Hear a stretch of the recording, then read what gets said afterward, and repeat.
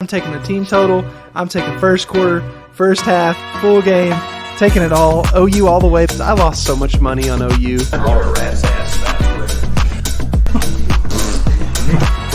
trouble with the snap, and the ball is free. Cast starts going, all crazy. And they run through our ass like shit through a tin horn, man. That is a disgusting act by Randy Moss. What is up, and welcome to Not Another CFB Pod. This is the Week 11 CFB, Week 10 NFL preview. We've flown through the season. We're around the halfway point in both. I think we're past the halfway point in the NFL, which is crazy. Great slate ahead. Can't wait to get into the picks as well. You guys know I'm verified now too, so that's a big deal as well. I paid $8. How we doing, Beast Picks? Hey, we're doing great. It's nice to be, on a show with a verified Twitter user. So that's right. I can say that I know a famous guy. That's what I would say. Very real. We're doing good, man. It's going to be a big week of college football again. Big week NFL. And we're going to have some really good picks coming. PG kind of called me out last week and he said, hey, man, we've lost the pod parlay a couple times. So, pressure's on me right now, which is a good spot because I feel like we're going to thrive under pressure. It's going to be a big week. Vibes are going to be high after this weekend. I got a feeling, man. Absolutely, yeah. I did call Beast out in the group chat, but it was after a couple drinks, I think, if I remember right. That was fun. Yeah, so that was the big news this week is I spent $8 to get verified on Twitter. Shout out Elon Musk, killing the game right now. I had to just get it just in case they decide it's a bad idea to just hand out the check marks. But I will say it's immediately been worth it. Every second of being verified is worth it. You just get these kids trying to chirp you, and all you have to say is dude, you don't have $7.99, LOL or whatever. And there's other, obviously that's not everyone's reason for not having it. Some people just hate Elon. Some people, they don't want to put $8 to a free website. I get it. I totally do. But I kind of just make it all about well, that's too bad you can't give $7.99. That's, it sounds kind of broke to me. I don't know. So that's kind of how I've been fighting the trolls. Yeah, you can just respond to them with a 5-minute video of just a troll, going on. Oh, that's true. They can't even do past 2 minutes and 20 seconds or whatever it is. I got that longer video. There you go. So PG can hit them with a long video F you, bro. I wonder how long the limit is, because could I just upload this podcast to Twitter now? Dude, I'm not sure how long it goes. Maybe not this long, but that would be awesome if we could do that. We'll have to look into it. Yeah, that would be. Well, let's get into previewing our weekend ahead. Before we do that, I want to get a word in from our sponsor. The Betcoda Sportsbook is a South Dakota owned and operated sportsbook located in the Midnight Star Casino in Deadwood, South Dakota, serving customers in the state. As you enter the Midnight Star, you are swept into the past with the grand staircase, stunning woodwork, and the elegance of the chandelier. They offer the best lines in Deadwood, so stop by and mention the Coda Sports Gambling Network to receive a free BetCoda t-shirt. Play responsibly, must be 21 years or older to wager. Gambling problems or concerns? Call 1-800-522-4700. Nailed that one. Shout out to the Coda Cappers, at Coda Cappers on Twitter. We love those guys. Oh, yeah. You ready to talk some football, man? I'm ready, man. We got to dive in. We had a nice little week of action, but I'm ready for the big dogs to come out. Yes. We did have 6 action games this week. I think I went 2-1 both nights, maybe. Or I don't know. The first night I didn't bet all 3. The second night I bet all 3 and did okay.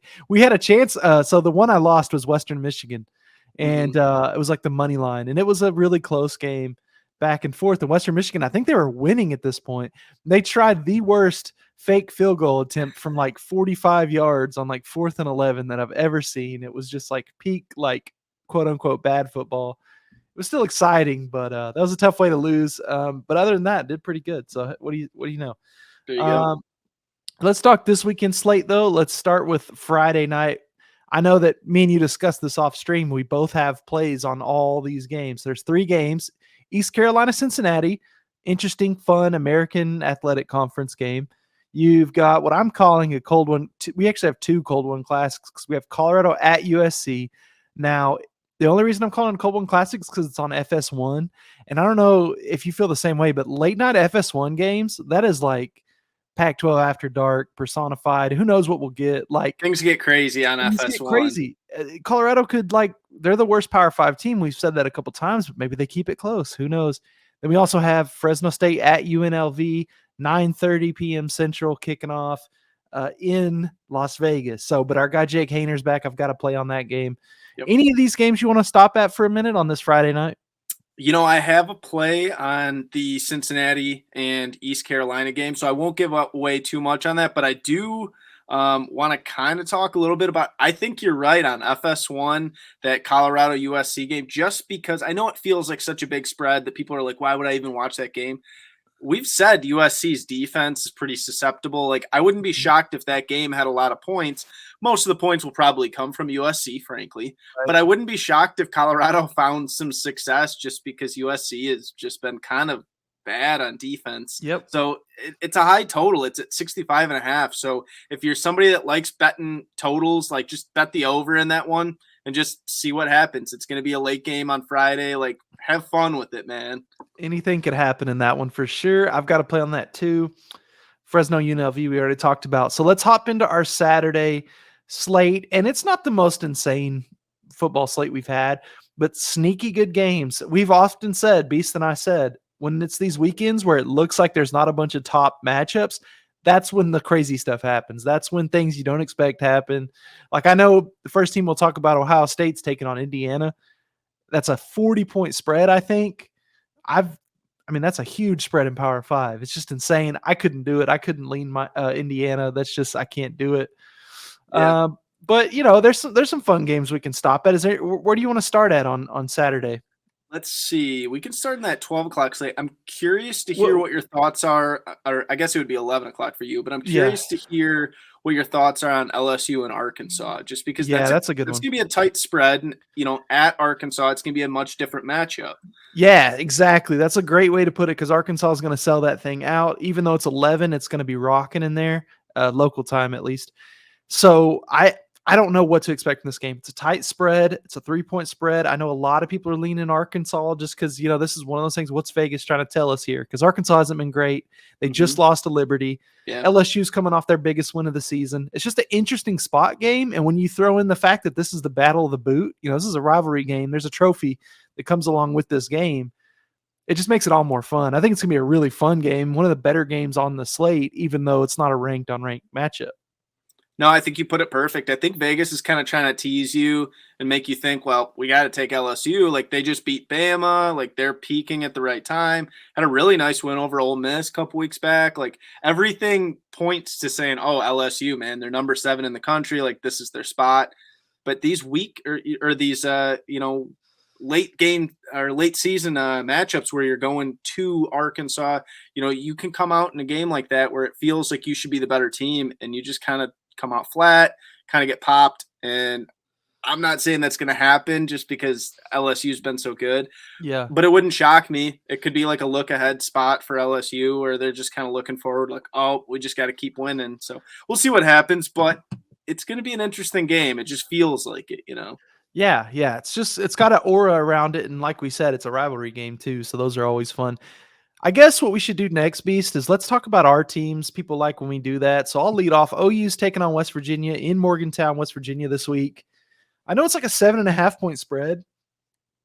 And I may end up playing this for like a half unit, but OU's defense just scares me a lot. That's why I kind of think I've been saying all week, I think the over is the play. The over is the play because West Virginia, they're not great, but when you can give JT Daniels time and it's just a clean pocket, which is OU's been giving up all year, I don't really even think OU's secondary is that bad. It's just that these quarterbacks have such a long time to sit back there and scan the field.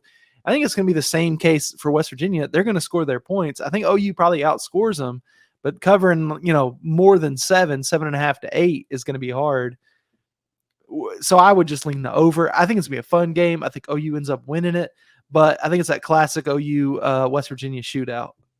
Yeah, it would be unfortunate to take Oklahoma and then they win by 7 or something like that. Mm-hmm. But West Virginia, I mean, talk about Oklahoma's defense being bad. West Virginia's defense is just as bad, probably worse, honestly. Yeah. I'm looking at their last 5 games, and their lowest points allowed was 31 last week to a pretty bad Iowa State offense, in my opinion. Like, Iowa State's offense doesn't fly off the radar to me.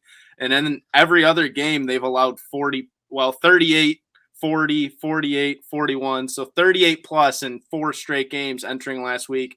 And then they got popped 31-14 last week. So yeah, I would just say like that defense on West Virginia is just as scary. Yeah. Maybe there is some real, value in taking that over. But I'll probably watch it. It's going to be a game I might not bet, but it's going to be a fun game to watch, I would say for sure.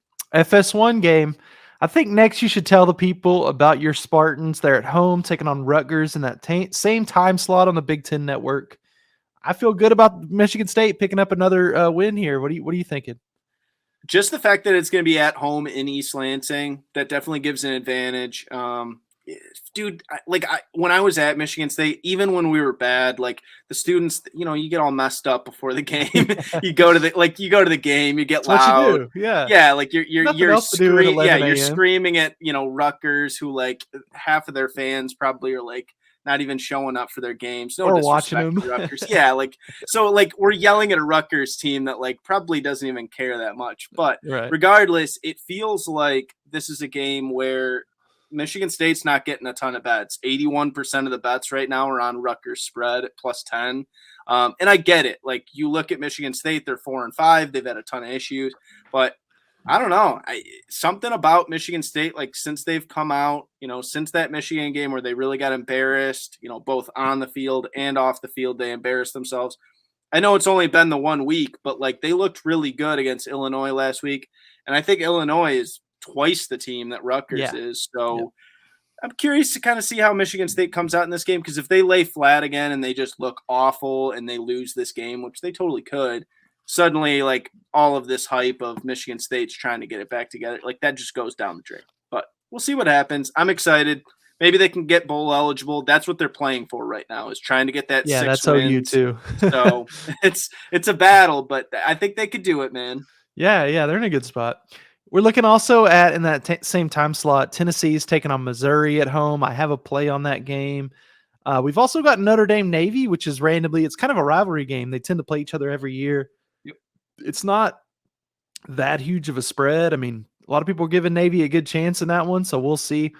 Want to hear from you on this one. Purdue at Illinois. You're the Big Ten guy. You don't have to talk long about this one, but is there anything you're thinking about in that one?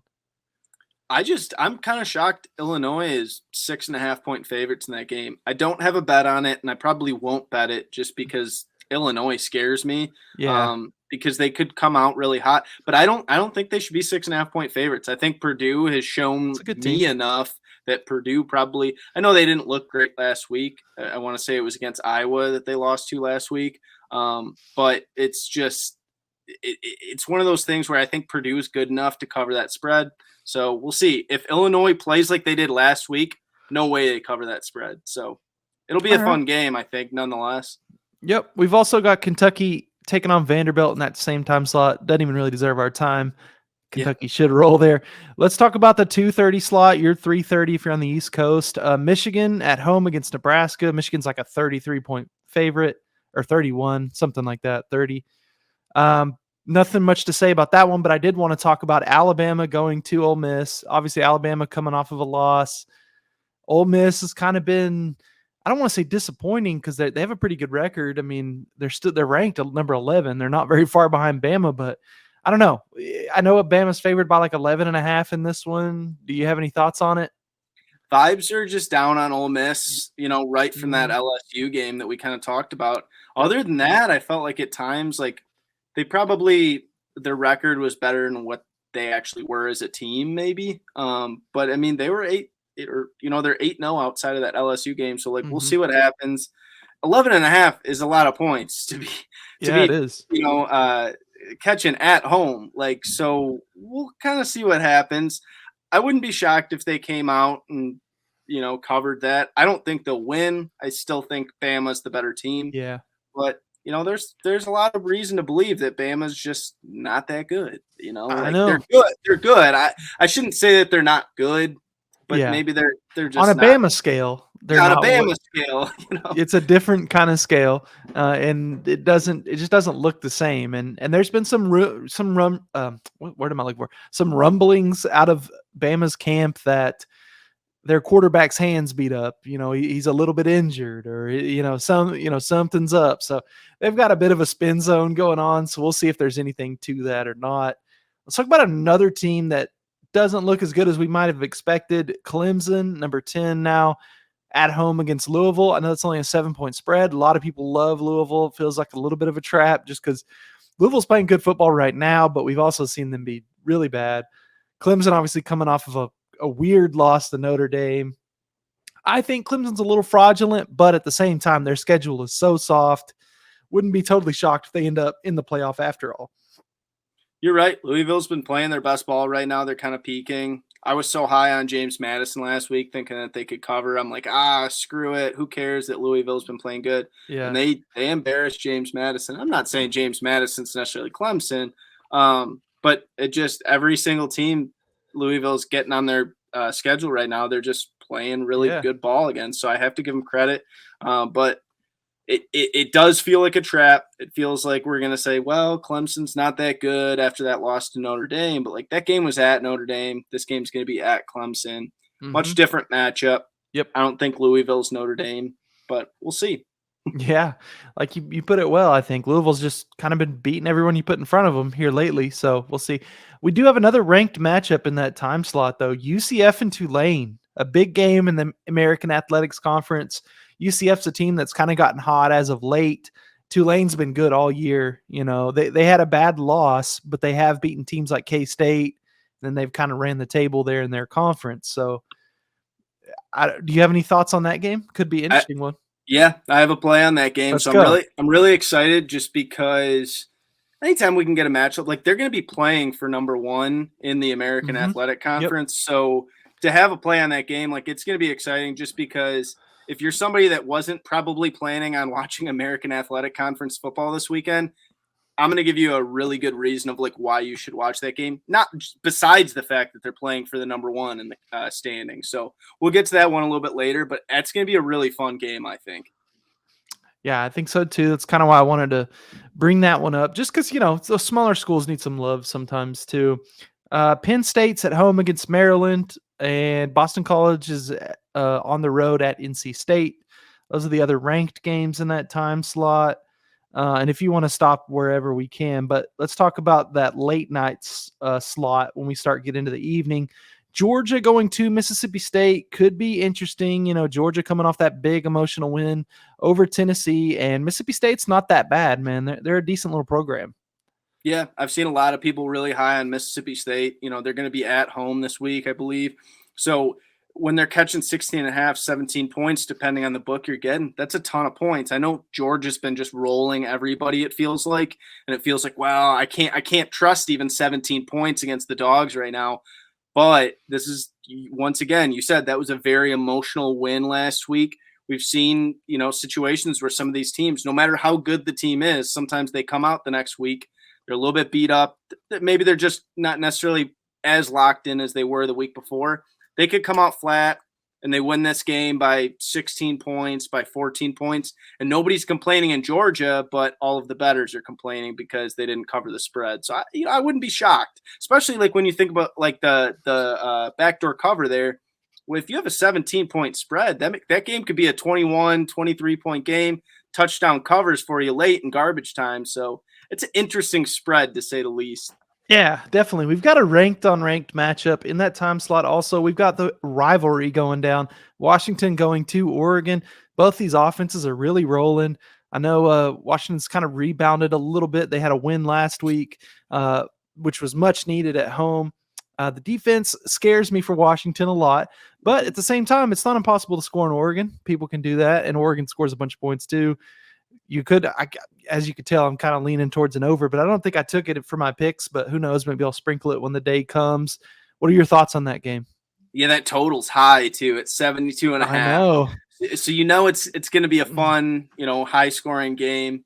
I would be very disappointed if it wasn't, because if it's going to be 72.5, I want all the points I can get, especially in a late game like that. That game's going to be in Eugene. I think a lot of people are really, you know, high on Oregon this week. That's a 13.5-point spread. I'm going to stay away just because, like you said, like Washington's offense has really rebounded the last couple weeks, and they could cover that spread. I could also see Oregon just rolling and just doing their thing where they dominate. But we're going to have some fun. Bo Nix at home in that game. Michael Penix Jr. should probably be able to do his thing. It's going to be a lot of offense in that game, I'm expecting. So I'll be tuned in, like you said, kind of a cold one classic. It's not like super late, but it's going to be one of the better games in that late slate. Yeah, that late slate's pretty good because you got Kansas State and Baylor in that time slot too. These teams could either one could end up in that Big 12 championship game. Yep. So it's an interesting spot for both teams. Both teams could desperately use the win. Baylor's been hot as of late, but so is K-State. K-State's the ranked team in that matchup, but I know it's a pretty close spread if I remember right as well. I don't have that pulled up in front of me. Yeah, it's sitting at 2.5 right now. Yeah, 75% of the bets are on Baylor, but the money's following. So if you are thinking about betting Baylor, don't necessarily be worried because the money's there too. It's 75% of the bets, but it's 73% of the money too. So everybody's looking at Baylor right now, but like put some respect on Kansas State too. Like, they're 6-3 themselves. I think part of that comes from, I think there's still some uncertainty with who's going to play for K-State, who's hurt, who's out. Yeah. So that's part of their quarterback situation for sure, right? That's part of that line. So there you go. Let's talk about the 6:30 time slot. We've got a good one going down. TCU and Texas, another matchup where either team could end up in the Big 12 championship. Number 4 TCU right now, currently in a slot, but they're 7-point dogs at Texas. But I do want to say TCU's played really well against Texas as of late, and especially Max Duggan, who he could be out. There's some kind of concerns with his calf, which I think is part of this number. But Texas's offense, man, they're going to have their way with TCU. I've got to play on this game. I think you do too, though, right? Yeah, I have a play on this game as well. So we'll get the full dive in on that game. Yeah. But nonetheless, I think you're right. Standings wise, but also just you have one undefeated team that's really looking for the CFP right now. Eyes are on that. It's going to be a very, very good matchup. I think one of the best games of the weekend. Yeah, I think so. We've also got North Carolina, Wake Forest in that time slot. Should be an electric game as far as scoring is concerned. We've got to talk about the big one in this time slot. We almost overlooked it. The 3-6 Texas A&M Aggies going to the 3-6 Auburn Tigers. The Hype Bowl. I think that's what we're going to call this one. Preseason Hype Bowl. Going to be electric to see Jimbo out there at 3-6 fighting, because the loser basically doesn't go to a bowl in this one, confirmed. But even the winner has an uphill battle. Like, I think Auburn would still have to beat Alabama. So the loser basically doesn't go to a bowl here. Even the winner's going to have a hard time. Do you have any thoughts on that game? You're right. It's going to be interesting to see, how Jimbo comes out in this game, because A&M has played really bad down the stretch. We've kind of been dogging on A&M all year, but I mean, Auburn hasn't been that good themselves. So you're right. It's kind of might be a little bit of a stink fest, but for, the fans that are involved in that game, I think that you need this one. Both teams need this bad. I know Harson's out at Auburn, I believe, correct? Yes. Yeah, I was going to say it was last week or 2 weeks ago. It's Cadillac Williams now. Yeah, as the interim. So if you're into that kind of thing, that's some good vibes potentially. I don't know. Yeah, which is something interesting, just because Texas A&M, what do they struggle with? Their running defense. What do you think Cadillac Williams is going to want to do? He's going to want to run the damn ball, because that's what he does. That's what he loves to do, man. Yeah. So it should be an interesting game for sure. Probably a little bit of an underrated game on that slate. Yeah, there's some talent on the field, no doubt. Let me see what else we're working with before we move on to the late night slate. The number 23 Florida State Seminoles are going to Syracuse on ACC Network. Kind of interesting if you're into the ACC. Let's move on to that late night slot. We've got a couple cold one classics. Your Utah Utes at home against Stanford. I know it's a high spread, but could be an interesting one. I also want to talk about Arizona at UCLA. Also a good one. And I think I had a play on that, but I ended up talking myself out of it. But still, I've got a lean at least for that game. Do you want to talk about either one of those two? We got to talk about Arizona and UCLA, because I don't have a play on it. But once again, that's about as cold one classic as you're going to get. We have a total of 77.5 in that game. In a Power 5 game. That's crazy. That is ridiculous. And the shocking thing is about that is I really do believe it could go over. I could see 100 points being scored in that game. Arizona's defense is horrific, but we love our guy Jaden Delora. He's come over. He's been really, really good for them. But, we really got to like our guy, Dorian Thompson-Robinson, DTR, man. He's just been tearing it up for UCLA all year. That's not going to stop this week because Arizona's defense is going to have all kinds of problems. It's going to be explosive plays on both sides, I would expect. It's going to be a fun game to watch. I'm gonna have to bet it. I'm gonna have to. I'm talking myself into probably. It might not be an official play, but just kind of a side play where maybe I just throw a little bit on like an alternate over, just because some crazy stuff's gonna happen. Yeah, it's gonna be a lot of fun, and that game's on Fox. So there you go. All right, I guess is there any more you want to touch on before we move on to talk some NFL? No, I'm pretty fired up for this NFL slate too, so we can get to it. Yes, week 10 of the NFL slate. We've got right now Falcons and Panthers going down. Panthers, the underdog, have a 13-3 lead at the half. That's where we're at right now. It's an ugly game, to say the least. Yeah, which these Thursday games, they always are. They almost always are. And I did my teaser thing again. I just kind of added it onto the card late. And obviously I should have took the under. But I teased the over instead at 35, which it still could happen, but we need some touchdowns.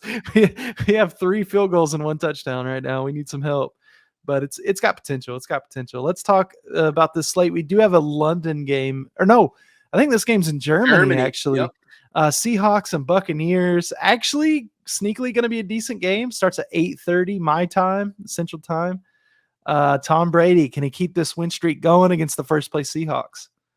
Or I guess get this win streak going because they only won one in a row. Yeah, I was going to say, I guess it's just the one in a row. But, I mean, there's something to be said. Maybe going to Germany turns their season around. Maybe Tom Brady takes the boys out, gets a bunch of, German beers flowing. They put on the Lederhosen or whatever, and these guys come back a new team. I don't know what's going to happen. But you're right. Just because of the fact Seattle has actually turned into a pretty fun team to watch. I don't even know if I would say Seattle's good. They're good enough, but they're a fun team to watch nonetheless. We like our guy Geno Smith. Kenneth Walker's really come on since getting that starting job after Rashad Penny went down. There's a lot of fun parts of that Seahawks team, and I think that brings a whole new dynamic. Are they going to struggle with the Buccaneers defense? Probably. But listen, Tom Brady and the Buccaneers are not that good on offense themselves right now. They're having their own issues. It's only like a 3-point spread, and I expect it to be a close game. So it'll be a good way to get the morning started off, because some of these London games and Germany games aren't so good. I think you're right. This is actually a pretty good matchup. It could be worse. I guess that's all I'm thinking. Is it could be a lot worse. I'm sure when the NFL made this matchup in Germany, they were like, okay, they'll get to see the Bucs, they'll get to see Tom Brady, but I guess we'll just throw the Seahawks in there. They probably won't be that good, and it's actually turned out, the Seahawks are the more exciting team right now. So we shall see. But we've got some interesting ones in that noon slot or that 1 slot, depending on where you live. Vikings at Bills. Josh Allen questionable for this one. I kind of thought early this week that he was definitely going to be out, but right now it kind of looks like, he's at least questionable. There's a chance he could play, so he's not out yet. 3.5 point spread for Buffalo is the favorite, obviously. But I think if it ends up being that Josh is confirmed out, I wouldn't be surprised if it moves closer to a pick 'em, just because the Vikings have been pretty good this year, and this is a noon game. So our guy Kirk Cousins, he'll be comfortable. Yeah. What did we say was the noon nightmare? Noon nightmare. Yep, that's Kirk Cousins for you. Hey, if it's not a primetime game, he's going to play some good ball. And I think like the Buffalo Bills defense obviously is a scary defense to go up against, but Kirk, he'll show up, and he was putting the chain on last week, had his shirt off in the plane. Guys going wild. Vibes are high in Minnesota right now. They're 7-1. Their guys are having fun. They're playing some good ball. I'm showing a little bit of Minnesota love with the Timberwolves jersey on. So, shout out Minnesota. But I think you're right, though. That spread has been really weird because it started off at 6 or 7 points. And then once the news kind of came out that maybe Josh Allen won't play, it's dropped down to 3.5.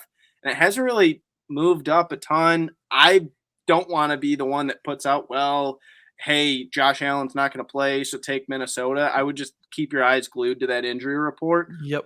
But the weird thing about it is just going to be that if Josh Allen does play, what Josh Allen are we going to get? Because they're saying this elbow issue of his is like Tommy John similar. So for all Yeah. you baseball fans out there, like they're saying it's kind of a worse injury, in baseball, obviously, but that still affects your throwing.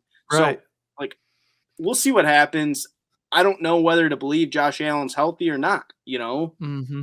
So just keep your eyes glued to the injury report. That's my advice. Yeah, and this line's going to keep moving. I don't think it'll stay at 3.5. That's where it's at. I wanted to give you a chance to talk Lions, Bears going down. This is at Chicago this time around. This is the first matchup of this year, though, right, for these two?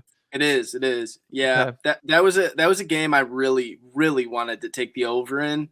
But I Yeah. don't know, man. Like suddenly the Lions defense, like 2 out of the Flying last around. 3 weeks, like they played relatively good against Dallas for the majority of that game. Yeah. And then they looked really good against Green Bay last week. I would say like they got a little bit of, luck on some of those turnovers, but they still were making plays out there. Like Green Bay had to show up and Green Bay didn't. So like, I don't really know what to expect, but on the flip side of that, like the Lions defense might be playing good ball, but Justin Fields is also playing the best ball of his life. So I'm a little bit scared traveling to Soldier Field with how he's playing. If you would have asked me that question like 3 weeks ago, I would have said, oh yeah, take the Lions because the Lions probably get the value there. But Justin Fields is playing really good ball right now. So I almost hope the Lions lose for draft purposes.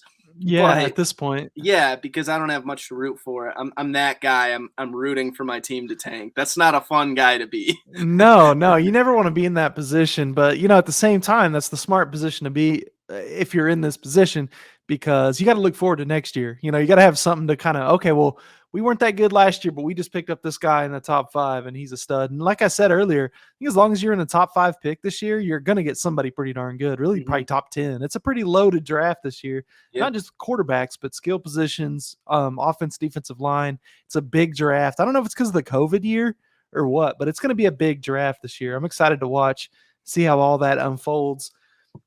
I'll be honest, Beast, looking at these noon games, I don't really see too many more that we might want to highlight. If you don't have anything, we might just jump and I'll talk about the Cowboys game. Yeah, we can jump right into the Cowboys for sure. Yeah, Cowboys are going to Lambeau Field, taking on Green Bay. Dallas is 4.5. I've seen them at 5-point favorite somewhere in there. Interesting matchup. I want to think the Cowboys are going to go in there, and I just want to like bleed blue, and we're going to go in there and beat.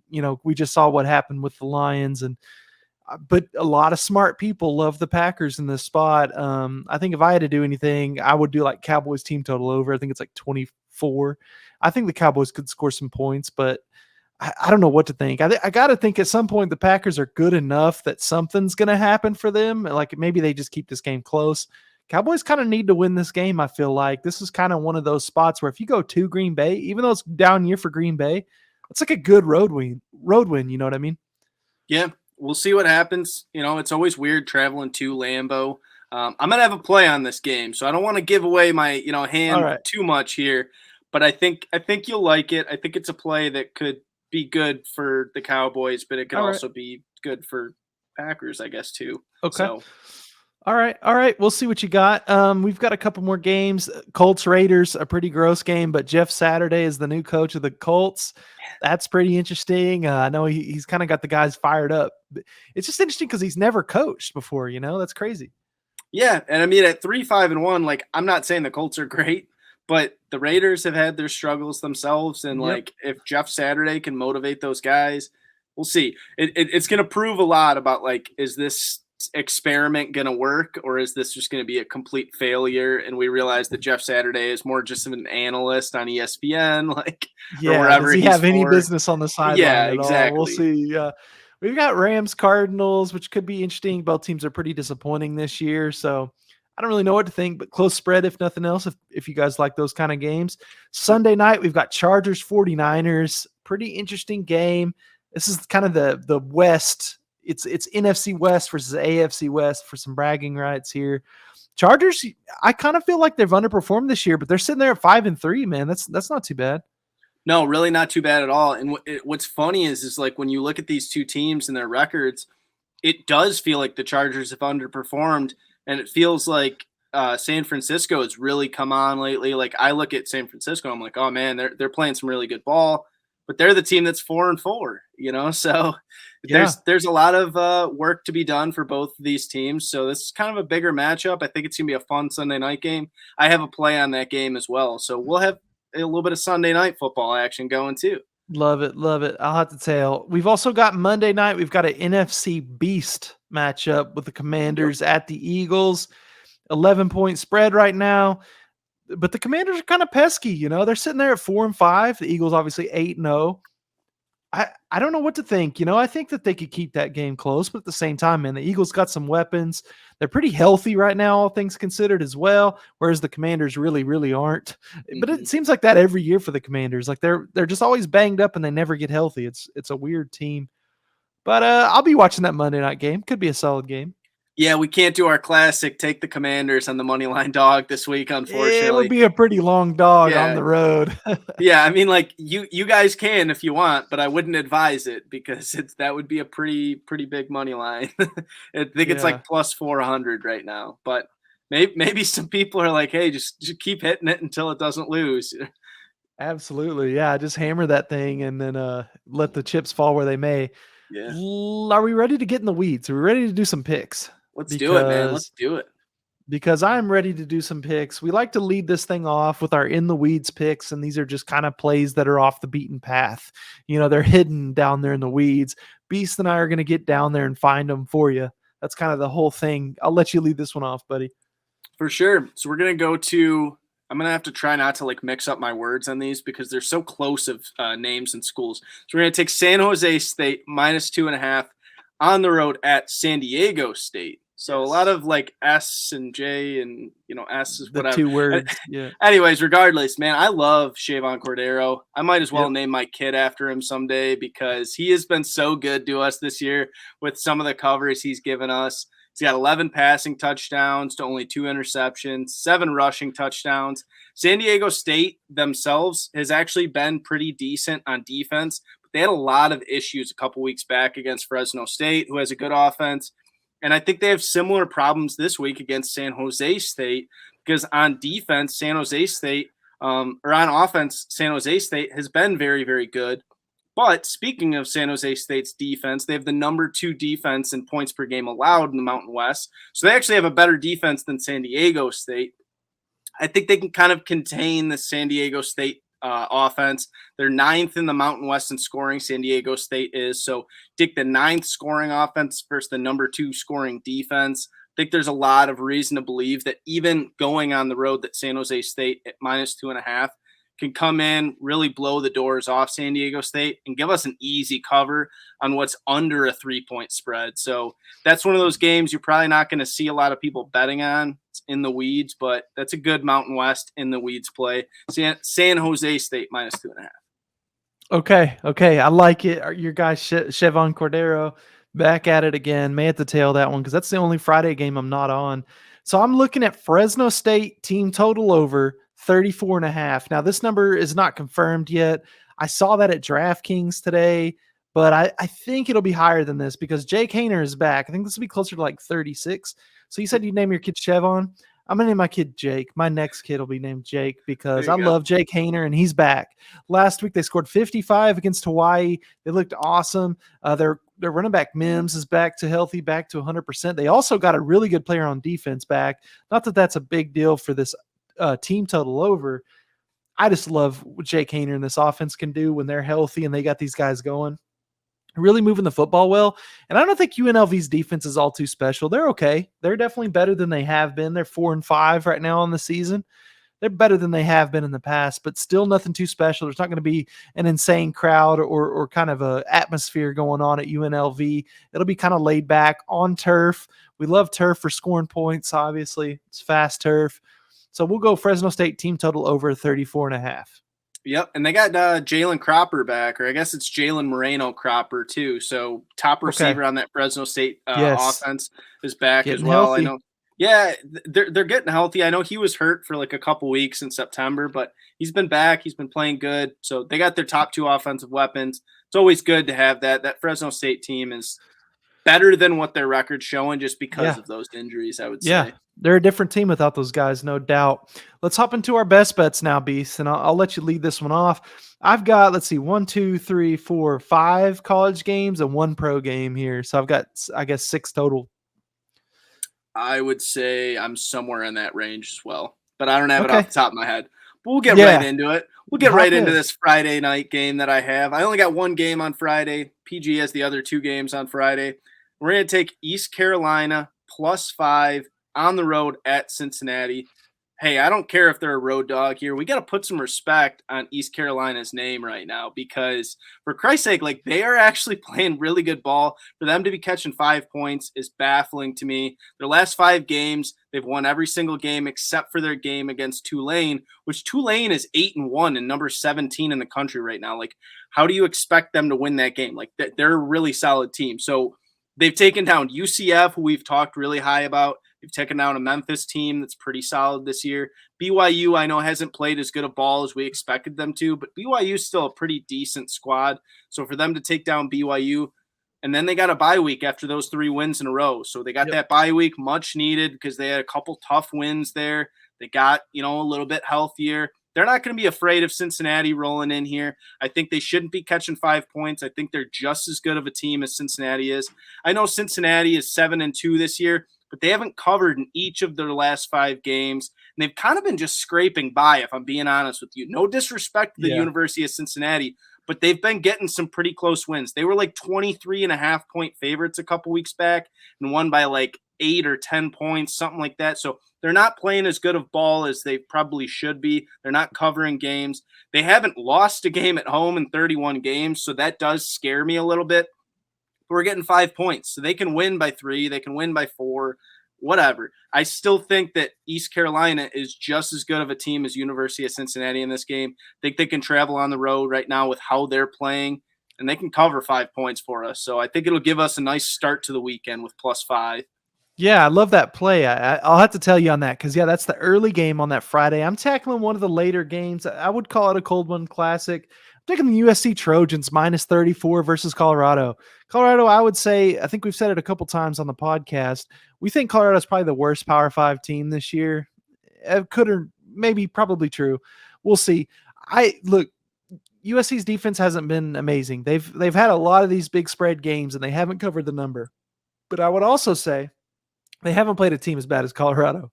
USC is going to name their number here. They're going to have a ton of success on the ground, ton of success with Caleb Williams.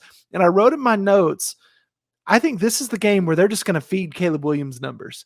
This is his like Heisman stocking stuffer game where it's just like, dude, look at his stats. Like, I know he wasn't on TV the most or he wasn't the main, but dude, you can't deny these numbers. This is that kind of game. Lincoln Riley loves these spots. Right before a big game against UCLA, he gets an extra day's rest. So I think they run up the score here against Colorado at home, kind of give this team some confidence going into that UCLA game next week. Obviously a huge matchup. I don't know. I just like USC here. I think they've got plenty of offense. The defense is going to do just fine against Colorado, which really doesn't have much of an attack when they're coming at you. So USC -34. I like it. Describing it like that's the best way to say it too is name your number because USC versus Colorado, USC is far superior. Colorado is probably one of the worst Power 5 teams. If they probably are. I think I made that statement earlier in the year, and I think I believe it. So we'll move to, I was just talking about Tulane, so we'll go right into a game that Tulane's going to be in. We're going to take UCF and Tulane over 54 points. This just feels like a barn burner for the ages, man. 54 points feels way too low to me. We got a UCF team that's averaging 501 yards per game, which is number 10 in the nation, number 1 in the AAC. UCF's defense, on the other hand, ranks outside of the top 75 in yards per game allowed. I know their points per game allowed is actually relatively good, so people will be like, but wait. No. They're outside of the top 75 in yards per game allowed. Their defense is not that good. So there's a lot of focus, though, on the other side, though, with Tulane's defense. But as much as we're going to give credit to Tulane's defense, which has been pretty good, they've allowed 28-plus points in 2 out of the last 3 weeks, so they've shown the ability to give up points themselves. And I think that UCF, with how good that offense is, number 10 in the nation in yards per game, I think they should have no issues putting up points on this Tulane defense. And UCF as bad as their defense is, Tulane, they're going to be able to put up points. This just turns into a shootout with a number 1 versus number 2. They're both fighting for that top spot in the American Athletic Conference. 54 points feels way too low to me. I think this is a game that we probably see like 35, 32, 41, 35. This is 60 points, 70 points to me. Maybe I'm off base here, but I just don't think that this UCF offense is suddenly going to just slow down. And I don't think this UCF defense is good enough to hold down Tulane. I'm going to take all the points in this matchup. It's going to be one of the fun games of the weekend if you guys like points. Yeah. I think that's a good breakdown of that game.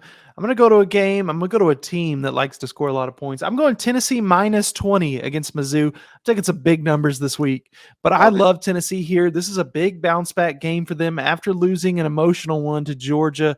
I don't know if you saw it, but Hendon Hooker kind of gathered the team. I think it was mostly just the offense around and was really talking to him. This isn't us. We're going to get another shot. Really rallied the troops. And here's the other thing. If you want to make the playoff and you're a team that's not going to get a chance, most likely, to play in your conference title game and get that win, you've got to be very impressive on the way in doing it. What better way than when Mizzou walks into your house, Neyland Stadium, just go in there and blow them out. Make your fans feel good again. 21. That's 3 touchdowns. We'll cover that, no problem. I think Tennessee kind of names their number on Mizzou. Mizzou's played a lot of teams tough, though. You really can't count them out, but I think this is just Tennessee in a big spot for them mentally just to get over this kind of hurdle of, okay, we lost. How do we respond? Response game, Tennessee minus 20. Yeah, good. That's a good way to put it. Response game. We're going to go to a game that's going to be a little bit uglier. We're going to take Wisconsin. Yeah, I have to laugh just because it's going to be bad. We're going to take Wisconsin money line minus 115 on the road at Iowa. This is going to be one of the lowest totals of the week, probably. This game's going to be ugly. I'm not going to deny it, guys. You might want to just bet it and then completely turn the channel because you might not want to watch it. But this game's going to be ugly. But sometimes a bet is just as simple as do not trust Spencer Petras. I don't think he's the better quarterback in this matchup, which isn't saying much because Mertz isn't that good himself. Wisconsin, though, 3-1 under their new head coach, Jim Leonhard, this interim coach, has actually kind of gotten the guys playing some pretty decent ball. Each of those wins, they've actually looked pretty good. The loss was to Michigan State. That was a very weird game. It just, in East Lansing, very, very weird. So I don't even knock them for that. And Iowa has played better recently. Give Iowa all the credit, but I just don't think they're the better team in this matchup. And I think it shows when we look at the spread, 55% of bets on Wisconsin right now, 81% of the money. I'm not going to touch the spread at minus 1.5. I'm going to say, screw that. Just take the money line because what if they end up winning by 1 and you get screwed over? Take the money line at minus 115 at DraftKings right now. Shout out Wisconsin. Let's go, baby. I like it. I'm going to go to a kind of an ugly game too, my man. I'm going to Iowa State at Oklahoma State. Oklahoma State, I don't like what's going on right now. I'm taking Iowa State minus 1.5. Oklahoma State's dealing with a ton of injuries right now. It's not just Spencer Sanders, tons of guys on defense. I saw one Oklahoma State fan, and I think he's embellishing a little bit. I don't think it's actually this bad, but obviously it's college football, so it's hard to know. But he was saying up to 14 starters out this weekend. For Oklahoma State, we obviously saw them get pounded 2 weeks in a row. So they lose 48-0 to Kansas State. The next week, they play the Kansas Jayhawks. The Jayhawks beat them 37-16, just thoroughly beating them. And like I said, I don't even really care that much if Spencer Sanders is back because I think they're missing so much more. I don't love too much of what's going on at Iowa State. But if you look at their schedule, they had their best win of the season probably last week. Well, you'd probably say Iowa was their best win of the season, but their best win in conference, at least so far, West Virginia, they went in there and whooped their butts 31-14. So I think they've got enough going on positive for them, coupled with Oklahoma State, so many injuries, so many question marks. Kind of feels like, guys are kind of saving themselves for the draft already. They've made a bowl, but it's kind of like they're 6-3. We're dropping games. We're getting blown out. This is a good spot where Iowa State's still battling to make a bowl game. They're not done yet. So they're trying to win, going in there with a good coach.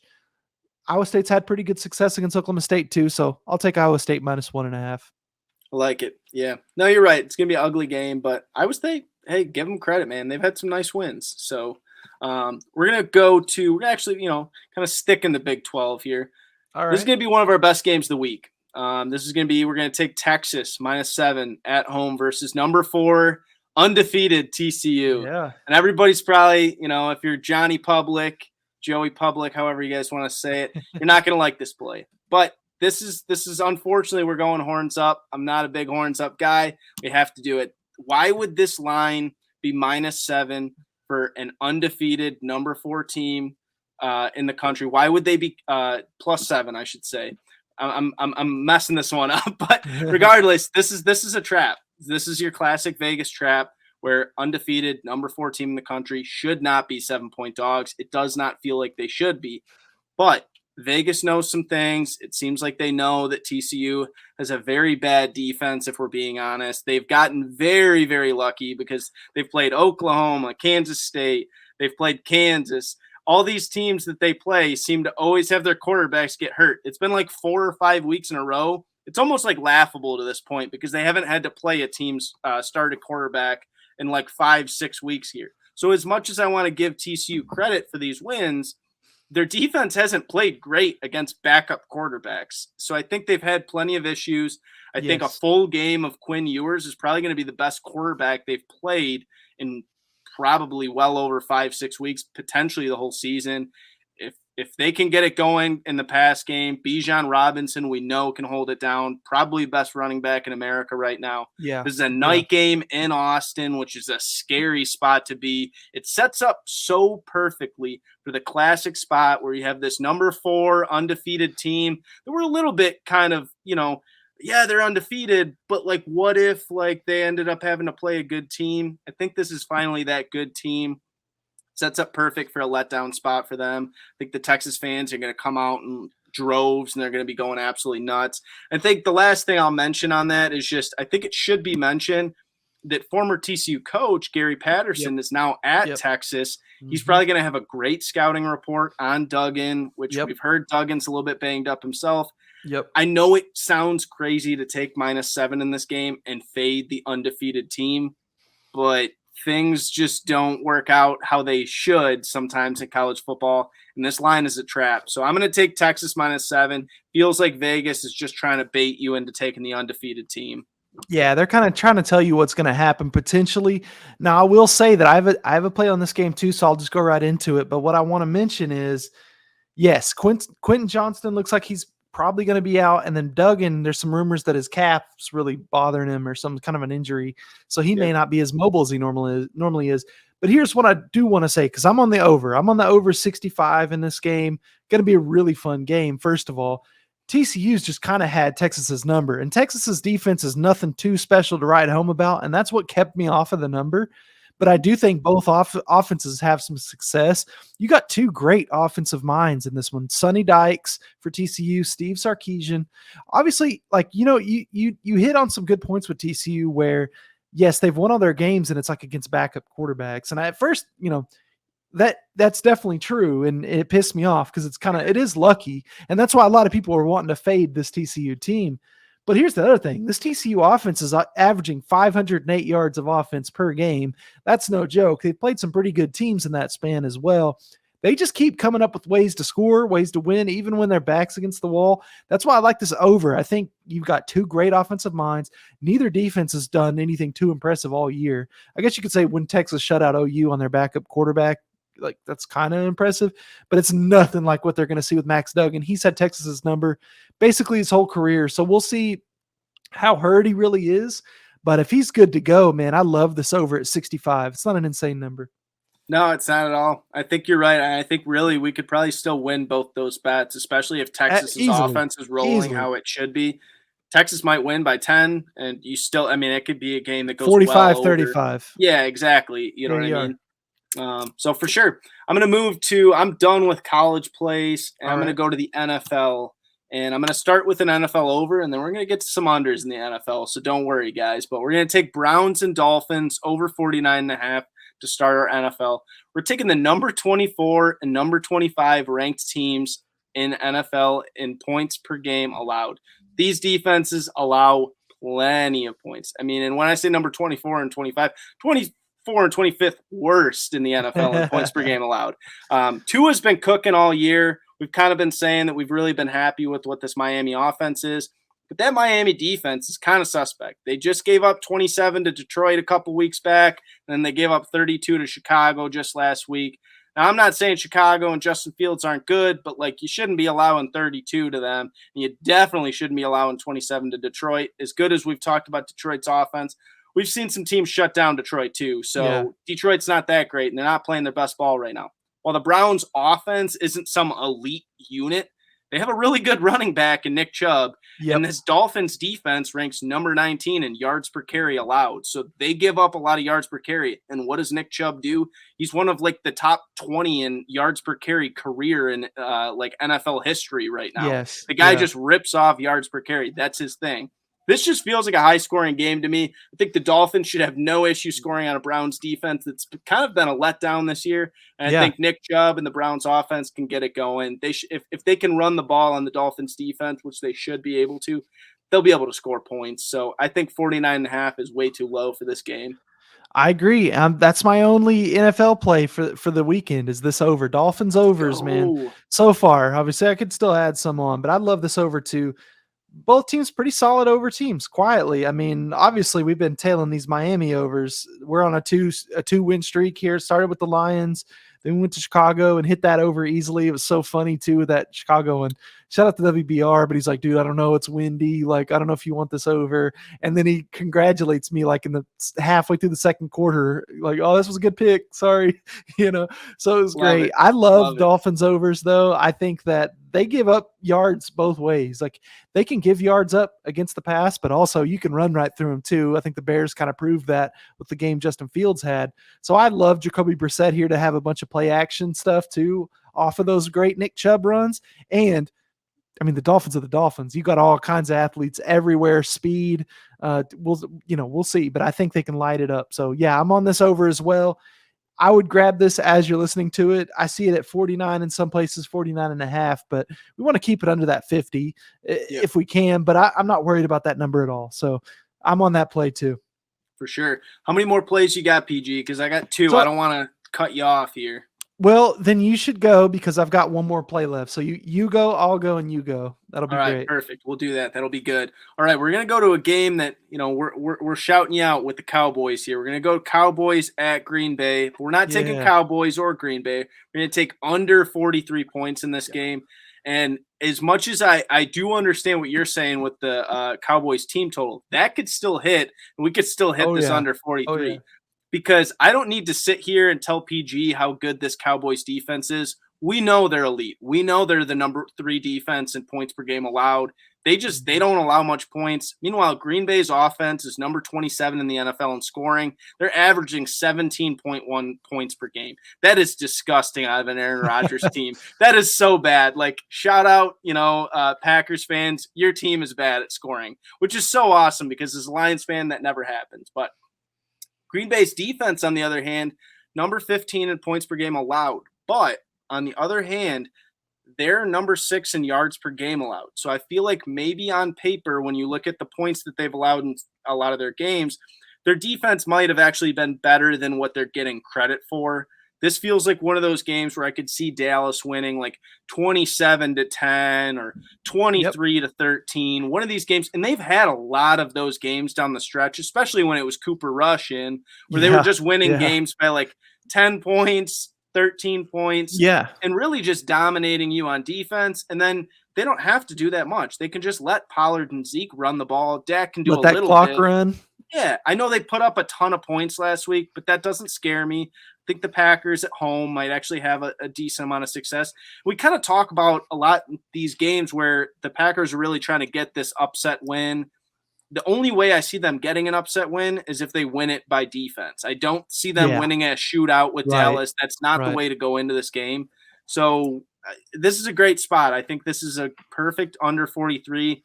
People will probably think, oh, no, man, like, Aaron Rodgers and Dak Prescott, 2 really good quarterbacks. Like, no, like that's not the look that I'm taking. I'm going to take the under 43 there.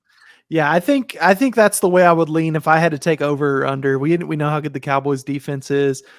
I was trying to get in one more thing there when you were talking about that game, and I think it was just when we went to Cooper Rush, the Cowboys, that is. the defense kind of took over as like the alpha of the team, and that's kind of the heartbeat. This is a defensive minded team now, even though that there's so many offensive weapons. They're not afraid to play a whatever you said, 13-7 game or whatever, like, that low scoring type of game. They're not afraid to play in those games, and wins a win. So, exactly. And so far, Dak, I mean, he was better last week for sure. He's had some better and better as we go, but he's not exactly been just like lighting the world up MVP type candidate either. So yeah, I like that under. I like that under. So my last play is a college play. So we're going to go back to college for just a sec. It's my only underdog on the card other than our money line dog. I've been taking some big numbers, so I'm going to take a number going the other way. I'm taking North Texas +6 at UAB. UAB is just kind of on a slide right now. If you look at them, they've failed to cover in 4 straight and taken 3 losses straight up in a row. If you look at North Texas, they're headed in the opposite direction. They've won 4 of their last 5, and they've covered in all of those. I think UNT has a big advantage in the trenches if you just look at the yardage that they've been racking up. So 503 total yards of offense, 218 of those come on the ground. UAB's kind of got a weakness to the run game, especially as of late. They've been giving up 161 yards a game on the ground. I think North Texas just goes in there and keeps it close. I think they can win straight up, but I just like them to keep it close in this one. UAB 4-5 on the year. They're 2-4 in conference. Like, as far as conference championship is concerned, they're kind of out, whereas UNT is 5-1 in conference right now, very much in play. And they've been playing some good ball as of late. Like I said, beating some really good teams, beating the teams they're supposed to. So they've been consistent enough where I feel okay about taking +6 on the road at UAB. I like it. I really do. We're gonna have a good slate this week. I got a good feeling, man. So the college slate's good. The NFL slate, it's the same kind of principle where it's not an amazing slate on the surface, but dude, red zone could be popping off. We could be having an insane witching hour, in that noon slot or whatever. Like, you never know. There you go. There you go. So we'll wrap it up. I got a Sunday night football play, so it's a perfect way to wrap it up. We're going to go to that Sunday night football game. I'm going to take the under in this one. We love our primetime unders this year. I'm not sure what the record is going to be after Thursday night football, but they've been dominating this year. We're going to take Chargers at 49ers, under 45.5 points in this game. Once again, very similar to my last breakdown with that Cowboys game. We know the 49ers defense is friggin' incredible. Like, they are really, really solid. But on the other hand, their offense, to me, doesn't really blow the doors off, even with Christian McCaffrey now on that team. Their offense is number 28 in pace of play on the year. They just play a very slow, we're going to run the ball. Jimmy G doesn't have to do that much. Like, that's just what the 49ers do. And then they bring in their defense. They win with defense. They win by running the ball. They're going to probably use McCaffrey a lot in that game at home. It just doesn't feel like a high-scoring game to me. So to get 45.5, some people might think, man, Justin Herbert, we're going to have Austin Eckler. No. Take the primetime under. We never want to take an under because it's not fun taking an under. Right. But it's fun when you're going to put money in your pocket. I think that's going to be win. Yeah, it's fun to win. And I think that this is going to be one of those games. Very similar to how I said Dallas would win, like 27-10. You could see the 49ers win 24-10, 21-14, like whatever the case. Yeah. I don't see this at going anywhere over 42. I would say 45.5 is a great number. Take the under there, man. Yeah, 45 is a key number, so getting that hook on top of it's great. That's great. Yep. Good segment of best bets. Are we ready to hop into the Moneyline Dogs? Yes, sir. If you want to lead it off, man, go ahead. I'll lead us right off. I'm going to take the Kansas Jayhawks +145 on the road at Texas Tech. To me, this is just a toss-up. So you're giving me 145 in a game I think is a toss-up. Kansas has been playing some good ball, man. I don't know if you know this, but they're bowl eligible right now. They're coming off of a win over what I think is a pretty good Oklahoma State Cowboys team, 37-16. You look over at Texas Tech, they had some good moments this year. Like, they beat Texas Tech 2 weeks ago, 48-10. So you're thinking, okay, like West Virginia, West Virginia is not good, but that's a great win. Obviously, Texas Tech earlier this year beat Texas at home. There was some magic there, but really, man, this team is just kind of not – I don't know if it's headed in the right direction. They got beat by Baylor 45-17. TCU came in there and beat them 34-24. It's just one of those things where – we're on a backup quarterback, but Jason Bean has looked really good. He started the whole year before this. Daniel's going down. they're getting a little healthy other than that starting quarterback as well. The defense is playing really well. I'm going to take the Kansas Jayhawks here and what I think is a toss-up at plus 145. I like it a lot, man. I really do. Kansas, you got to be happy about them. I almost did that as my money line dog of the week. Oh, yeah. So, I might have to tail it anyways, but at least we weren't just on the same one, But I'm going to go to the NFL for this one. And this is probably going to scare some people, but I'll sell you guys on this one. We're going to take Steelers money line plus 108 at home versus the Saints. Listen, I'm not going to tell you guys the Steelers are good. They're not that good, but they stay in games and they play a lot better at home. They beat Tampa Bay at home a couple weeks back. They hung around with the Jets. They only lost by 4 at home. I mean, these guys hang around. They hang around like a fart in a couch cushion. I'll be honest with you. I mean, these guys, they seem to always play better at home. Andy Dalton and the Saints, they don't really do much for me. I'm not saying the Saints team is any better than the Steelers right now. I think TJ Watt returning is going to be big for that Pittsburgh defense. I think the Steelers defense rolls. The fans in Heinz Field, I don't even know what it's called now. We'll still call it Heinz Field. Those guys should still be Heinz Field. It still should be Heinz Field. Shout out Ketchup. But these guys, shout out Ketchup. But these guys, they show up every single week. I went to Pittsburgh last year on just like a road trip, and the team was not good. They were no better. They had Ben Roethlisberger out there, and they sold that place out, and the fans, they go nuts. They're waving the terrible towels. Like, they get after it. That is a football town. They absolutely love football Sundays. I think at home it's a much, much different game. And I don't think Andy Dalton and the Saints are that good. They should not be favored in this game. This is more of a pick 'em. We're going to take Steelers money line plus 108. Love it. Love it. Let's go. NFL dogs, man. They've been really good this year. I don't have the percentages in front of me, but I think, if you follow any of those trends, the NFL dogs and the unders have been really good. So we'll take a good NFL dog when we can get one. Let's talk about the pod parlay before we wrap up, take our picks here. I'm going to just go with the Iowa State minus 1.5 for mine. I think the signs are there. Oklahoma State's kind of beaten right now. Like their goals are gone. They can't make the Big 12 championship game. Obviously can't make the playoff, but they've gotten smoked 2 weeks in a row. It wasn't like they lost. They got absolutely decimated. Injuries are mounting up, and I think part of that's a little quit, if you know what I mean. They just don't really want to be there that bad. I know Coach Gundy's kind of hard on these guys. So sometimes you see that happen where coaches are really, really hard on these guys. By the end of the year, they're ready for it to be over with. So I'm going to take the Iowa State Cyclones minus 1.5 for my half. All right. I like it. We're going to stay in college.